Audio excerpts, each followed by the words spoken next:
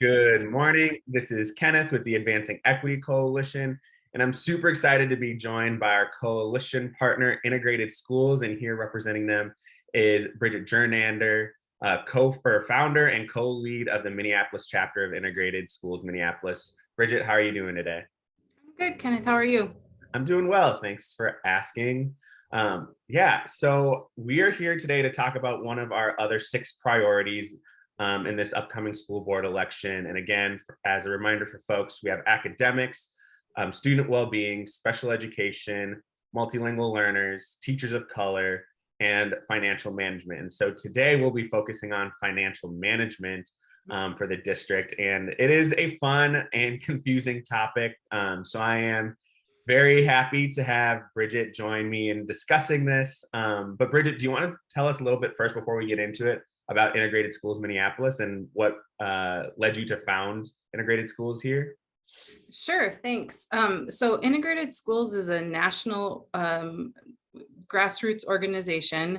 It's all volunteers. We don't have any paid staff, but a national group was founded in 2015 by a mom in Los Angeles who was looking around her city and realizing how few white and privileged parents were choosing the public schools in Los Angeles. And she really just wanted to start a conversation about, if you value public schools, how are you showing up? How do your school choices matter? And trying to change the discussion around integration from some sort of policy discussion where kids get on buses and move across cities to the individual choices of parents, and how we can just show up in our community schools and really choose integration that way. So in 2015, she started it as a, really parent-to-parent conversations, through the internet around the country. And I heard about it in 2018. At the time, both of my kids were at Lindale Elementary School, which was our community school, and was a school that a lot of families in our neighborhood were not choosing. And so her message really resonated with me. And I thought, Minneapolis could really use a local conversation around how white and privileged parents are showing up. So I reached out to the national organization, started a Minneapolis chapter, and we've been meeting since 2018. Awesome. And I know y'all have done a lot of work. Just briefly, do you want to talk a little bit about what are some of the activities and, organizing that you all do in Minneapolis? Yeah, so we have a school choice event every kind of December, January, timed around the February deadline is usually when the school choice cards come in. So we try to do a couple of sessions where we reach out to families who are thinking about the school choice process and talk about what equitable school choice might look like in Minneapolis, try to really just, again, parent-to-parent conversations. This is all volunteers, and gives a chance for parents who are in what we call global majority schools, so schools where kids of color are the majority of the students, gives parents who are at global majority schools the ability to talk about their experience and just really try to change the conversation around good versus bad schools, and really see the benefits of all the schools in Minneapolis, and hoping people check them out.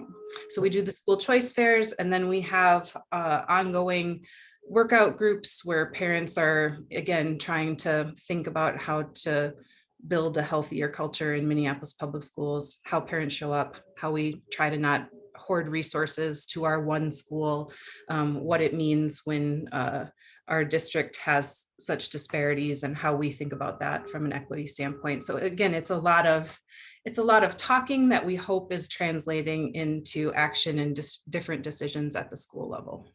That's awesome. Awesome.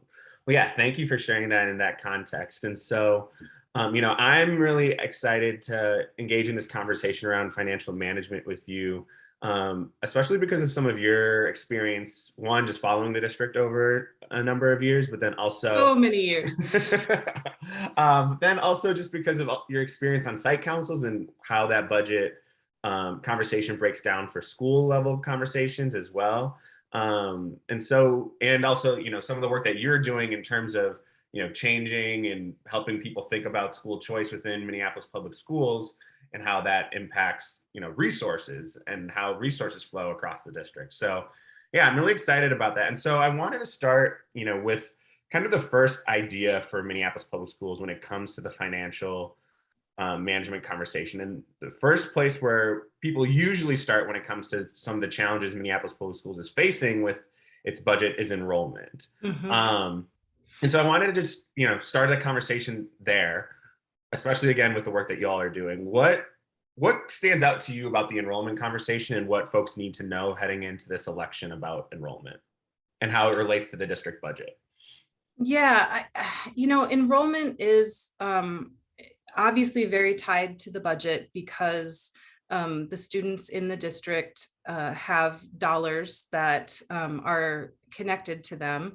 And when enrollment goes down, then we have less money at the district level. When enrollment goes down in a school building, you have less money in the school building. But I feel like it's not the only piece of the puzzle, obviously. And one of the things that I think can get, it's kind of an important distinction to make when we're talking about enrollment is there's the district enrollment, the big picture that we talk about at school board meetings, but there's also the enrollment at each individual school site. And that's really, that's something I think we have more control over, is the enrollment at the individual school site. And so anyway, I just want to make sure people are kind of thinking about enrollment with both of those lenses. And it is an important part of the budget, but not the only part, as we'll be talking about. Right. And I think what is important, yeah, as you mentioned, is that enrollment really drives the revenue for the district, right? Like enrollment brings in resources from the state, certain students bring in additional resources from the federal government to help the district, fund all of the things that are important to a child's academic experience and academic outcomes. The challenge that we have, though, right now is we have a budget that is structurally broken because we do not have enough student enrollment currently Yep. to help fund out the costs that we currently have in Minneapolis public schools, right? And I think that is a real challenge. And I know a lot of the conversation is like, we just need to increase enrollment. We need to bring our students back. We need to bring our Yeah. students back. The problem for Minneapolis that Minneapolis is facing is there are not enough school age children who live in the city of Minneapolis to even Yep. help like address the cost structure right now in Minneapolis public schools. Minneapolis, again, was initially built to serve, I think right now actually could serve 50, maybe 70,000 students. And we only have, right around the 30,000 number, right? Yeah, And well, it's fluctuating. the number that they just gave for K through 12 students at the last board meeting was 27,756 is the Right. October 1st count for 2022.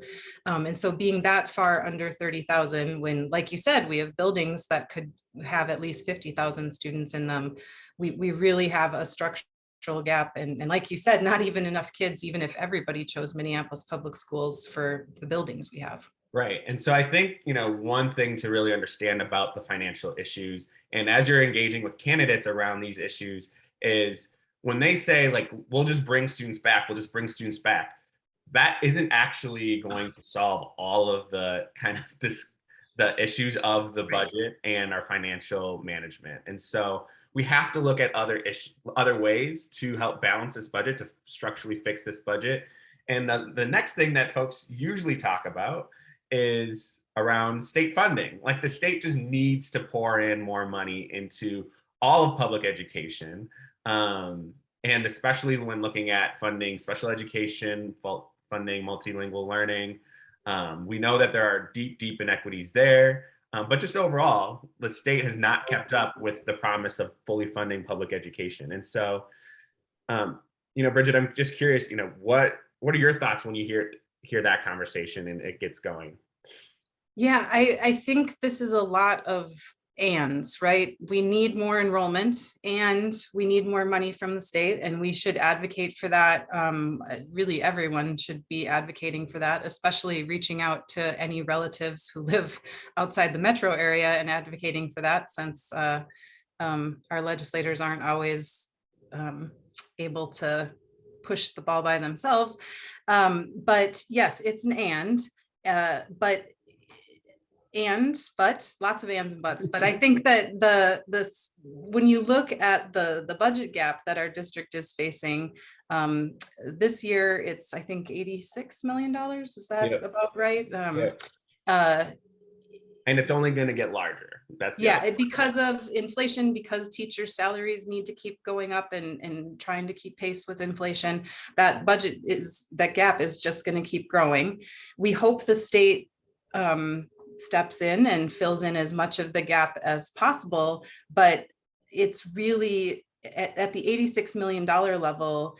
We also need to be thinking about what we do if we can't fill that whole gap. And I really hope that, again, school board candidates are in an and mindset. We need to be advocating at the legislature, and what are we looking at for how to do the best with the money we have, regardless of what happens at the legislature. And those are really nuanced conversations. There's really hard decisions that have to be made about what to do with the money that's available, and the state funding alone is not just going to make those hard decisions go away. Right.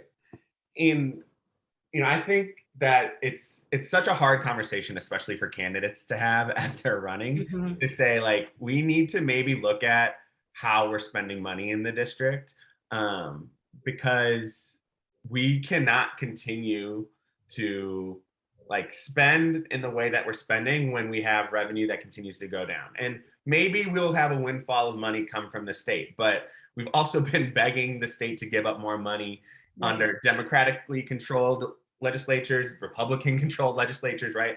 And it's just not enough. It hasn't been enough for decades, right? And so I think that us living in this fantasy land where we're allowing candidates a little bit to just say, like, we'll just bring in more money, we'll patchwork this and we'll make it work. That's not how a system can effectively run. And again, to say, like, we have a district that is built for 50,000, but we only have 27,000. That is a huge, huge gap that has to be filled. And we know that federal aid money came from COVID over the last couple of years, and that's helping, push out some of the really harsh budget realities. But that is one-time money that is going to run out. And our finance department consistently says the cost structure is broken in Minneapolis public schools. And our board has to deal with that reality. The new board members have to deal with the reality. And you should be asking your school board candidates how you're going to deal with that reality, because you don't want to have a school board member who's not going to deal with that reality in a way that you don't want. And so you have to ask those questions. I think it's critically important that that is a question that is asked and you make a decision determined on that response. So structurally broken, is that really the language? That is language that they have used multiple times. There's multiple slides. Heather knows this about me. I always bring this up in January because they say this very clearly on a slide. The cost structure is unsustainable in Minneapolis public schools. And there's never a question about how do we make that sustainable. And so this next board has to actually figure that out, because there are some harsh realities coming very quickly. And so the last thing I think we want to talk a little bit about here, and you alluded to it earlier, is the difference between enrollment district-wide and enrollment at the school level. And so, this is where I think your expertise really comes through. So do you want to talk a little bit more about the importance of school level enrollment? Yeah, I mean, just briefly, when I started on the site council, when I was a parent at Lindale Elementary School, we were a Title I school that had over 550 kids in the building, which was very high enrollment for us at that time. And with that, the budget discussions were really so healthy in the sense that we were really looking at the kids in the building and how to use the available resources to support them. We were able to have EL or English language learner supports at every grade level. We had associate educators throughout the building that were supporting teachers and kids. We had a Spanish speaking liaison, a Somali speaking liaison, and really the staffing matched the needs of the kids in the building. There were all of the specialists, media, 2 PE teachers, music plus band and orchestra, and art. And it was really just, it felt like as a parent, all the things. My kid had access to just, an amazing array of resources. And then enrollment started to drop for a variety of reasons, including, we had a lot of English language learners in our building. And as the Trump administration shut the door on refugees coming into the country, if you look at the EL numbers in that 2017 timeframe, just huge drops in enrollment in Minneapolis public schools for EL students. So that really impacted Lindale a lot, as well as some busing changes. So as enrollment started to drop every year at site council, you're making hard decisions about what you're taking away, right?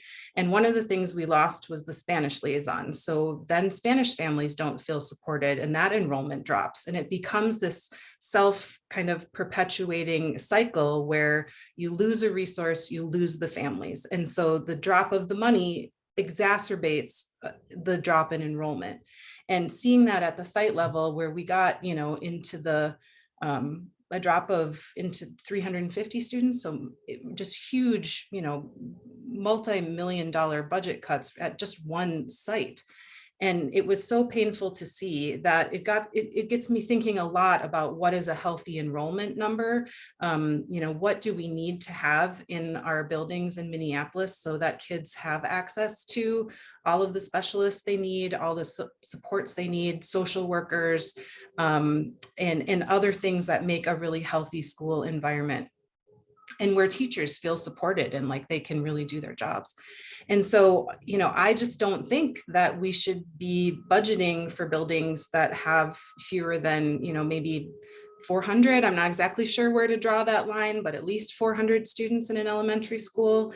I haven't been on the site council at a middle school. I don't have as many numbers in my head for that one, but I really wish as a district we were saying this is a healthy number for a building, and then having to make hard decisions about, do we close buildings so that we can really get to that enrollment number, because it's not fair to the principals and teachers in a building when enrollment is so low that they don't have any of the supports that a higher enrolled school across the district has. And that's a structural budget problem that's very much tied to enrollment, and that we can do something about. And I think Minneapolis is going to have to make hard decisions about, because when we have that better enrollment, it also, then I think that's when we're in a stronger place to bring people back. That's when you can build. I mean, it seems maybe counterintuitive to say that you need to close some schools to bring people back. But if you're a parent who's touring a school that has lost, has so few resources in the building, that makes you much more likely to choose open enrollment or a different school. And so it's this self-perpetuating cycle of smaller schools, I feel like, just get smaller. Whereas if we could have a healthier enrollment, then we're in a better position to really be advocating for families to choose Minneapolis public schools from a more of a position of strength. And we have so many amazing people in our district, but if you've got 200 kids in your building, there's only so many resources you can have. Yeah. I think that's so important. And we're getting to a real topic, right? Like, school closures is not sexy. You're not the most popular people in the room when you talk about them. But if we continue to pretend like that isn't the reality where our district is at right now, we are going to do so much harm when that decision actually is made, right? Because if we Yeah. don't start having a really thoughtful, really engaging conversation about how we want to do this, how we can make the best of the situation, then we are going to do, continued harm to a city that has already experienced a lot of trauma, to a district that already doesn't have a lot of trust and a lot of faith, and has historically underserved and harmed communities of color and indigenous communities. And so we need to figure this out. And I think, the way that you framed it is right. It might sound counterintuitive, but consolidating resources into fewer buildings will mean a real investment into schools, and that can reattract families to Minneapolis public schools, and we can provide students in the buildings currently with a higher level Yeah. of support, resources, and then hopefully a higher quality education. And so, again, bringing this back to the election and how this ties into the election. If you're not having conversations with the candidates, if the candidates are not, you're not hearing from the candidates about what does school closures mean? How are you thinking about it? What type of decisions would you, or what type of criteria would you use in order to make those decisions? You're going to end up with somebody on the board that maybe doesn't represent how you feel when those decisions come up. And these are some of the most critical decisions that a school board will ever have to make. And I think it's just important that that conversation doesn't get, swept under the rug because people don't like it or people are afraid of it. And candidates certainly are not going to talk about it without being prompted, right? They want to stay far away from any discussion that could feel like they're taking a resource away from a certain community that they need the support of. So Yeah. they need to talk about it. And it's on us as Minneapolis residents and engaged citizens to push them to have that conversation. So yeah, so before we wrap, Bridget, I just wanted to see if you had any other closing thoughts about the financial management of the district right now.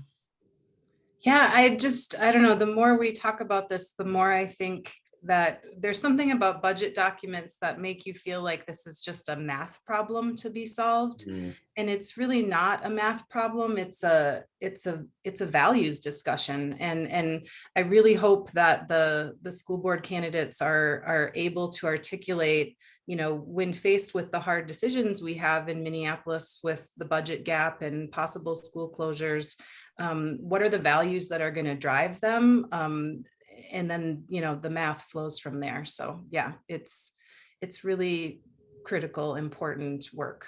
yeah. Well, thank you so much, Bridget. I really appreciate you and you lending your experience and your time today. For folks who are listening, please check out some of our other videos around our key priorities. Once again, they are academics, special education, multilingual learners, teachers of color, student well-being, and of course, financial management.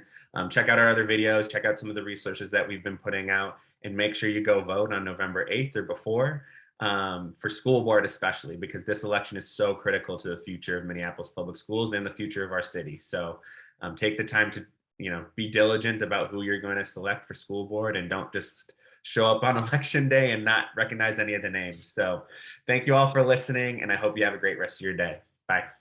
Bye.